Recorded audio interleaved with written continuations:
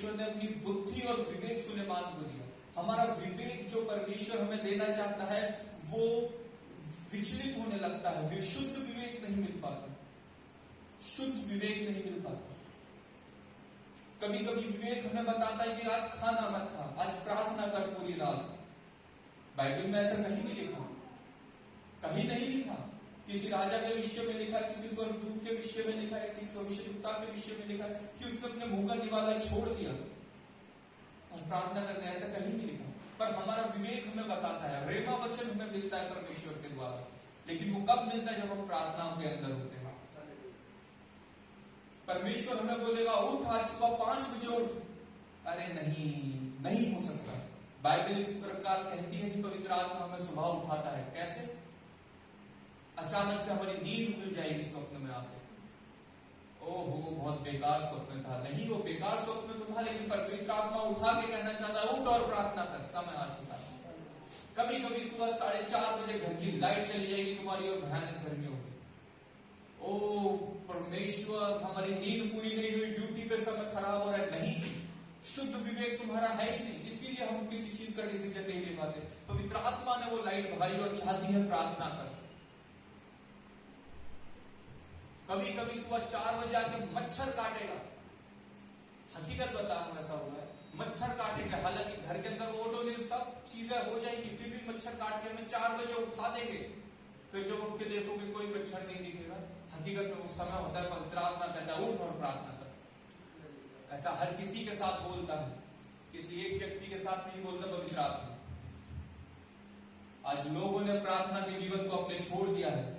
क्या करेंगे प्रार्थना करके? कोई समय नहीं है प्रार्थना का। प्रार्थनाओं के जीवन से उन्होंने अपना हटा लिया है, तो इसीलिए उनके जीवन में समस्याएं आ चुकी हैं। उन्होंने अपने जीवन से प्रार्थना को हटा दिया, खास तौर पे तो रात की प्रार्थना को हटा दिया। दिन की तो एक तरफ, दिन की तो 2 मिनट की 5 मिनट की होती है, रात की प्रार्थनाओं को हटा दिया। रात को खाना बनाने में महिलाएं लिखती हैं 10 बजे तक, 11 बजे तक। ठीक है, जरूरी है परिवार के लिए, मैं एग्री करता हूँ। क्या 12 बजे के बाद प्रार्थना नहीं हो सकती? समय नहीं लिखा, लेकिन रात की प्रार्थना बहुत ज्यादा जरूरी है। लड़के भी आजकल ड्यूटी पे थक जाते हैं, फिर उसके बाद सो जाते हैं बिस्तर पे, आते हैं साथ खाना खाने के बाद, लेकिन जब पूछते हैं रात की प्रार्थना नहीं हो पाई।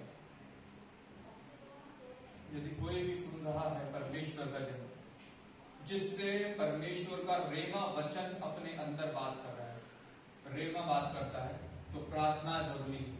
तुम्हारे पास जो कुछ है दुष्ट वो छीनना चाहता है, तुम्हारा बैरी वो छीनना चाहता है, तुम्हारा शत्रु वो छीनना चाहता है। और पवित्र आत्मा कहता है उठ और प्रार्थना कर रात को।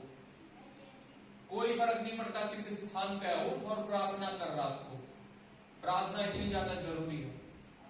हर एक चीज चोरी होने से पहले उठ जाओ और प्रार्थना करो। इस स्त्री की तरह मत करो कि एक जिगर का टुकड़ा, एक कलेजा, एक छोटा सा बच्चा जिसको छूते के साथ ही औरतों को पता चल जाता है, माओ को पता चल जाता है, उसका बच्चा बदल गया, उसे पता नहीं चला। ऐसी कैसी औरत है ये? इसके समान मत बनो। बल्कि एक हल्का सा भी दुष्ट आए और षड्यंत्र रचे और तुम्हें पता चल जाए और उसके लिए प्रार्थना करके उसे डांटो और भगाओ। इस महिला की तरह नहीं बनना, हमें बनना है सुलेमान राजा की तरह पूरी रात प्रार्थना में लगे रहो। पूरी रात जरूरी है प्रार्थना के लिए।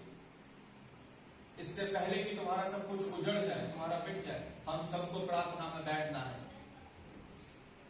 प्रार्थना में बैठना है। और जब तक हम प्रार्थनाओं के अपने जीवन को नहीं बनाएंगे, चाहे कोई भी हो, हमारे यहाँ का व्यक्ति हो, या हमने अगर अपना प्रार्थना का जीवन नहीं बनाया, तो 2 चीजें होंगी। पहला कि परमेश्वर में हम नहीं बढ़ेंगे, परमेश्वर में ग्रोथ नहीं आएगी।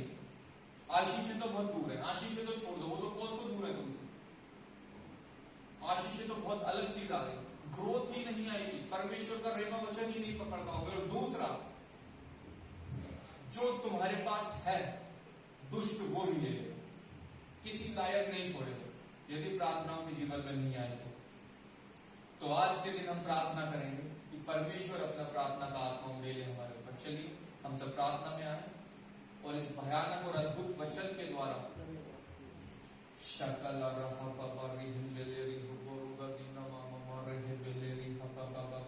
सर्वशक्तिमान प्रभु परमेश्वर